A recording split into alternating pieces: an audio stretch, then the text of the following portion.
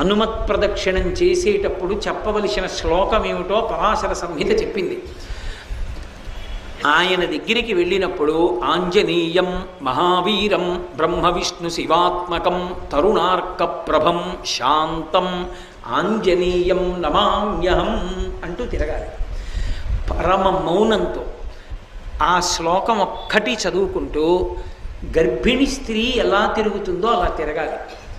కనీసంలో కనీసం హనుమ జయంతి నాడు 3 మాటలు తిరగాలి. కనీస ధర్మం అది. 3 మాటలు తిరగాలి.